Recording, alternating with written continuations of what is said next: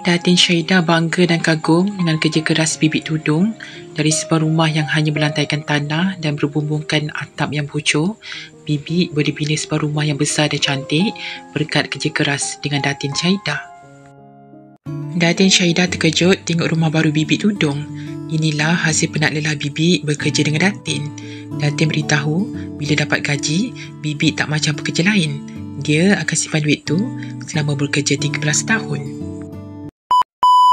Saya saking gembiranya malam ni tak bisa tidur. Ya Allah, kapanlah nak pagi nak jumpa Datin. Saya cakap, ya Allah, saya telefon Datin, masih ada di Surabaya. Masih di Surabaya Datin.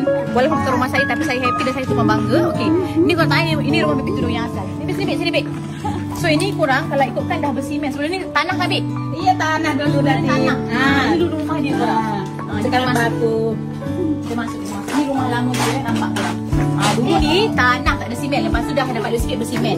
Okey, ini rumah lama dia. Kalau dia duduk kat sini, tak banyak bocor ke macam ni, Bek? Bocor, tak bocor tapi ni menurut sabun tak bocor. Ni rumah ni sebaru. Ini rumah di korang. Mega dekat korang. Tengok terkejut kita. Okey, rumah baru di korang. Okey, hasil bekerja selama 13 tahun sama Datin. Tapi Bibi dia tak shopping tau. Kalau orang lain dapat duit, macam contohkan bantu rumah lain, beli baju kan, sekarang kalau ada shopping, Bibi dia tak pandai shopping. Dia masih mempan je duit dia.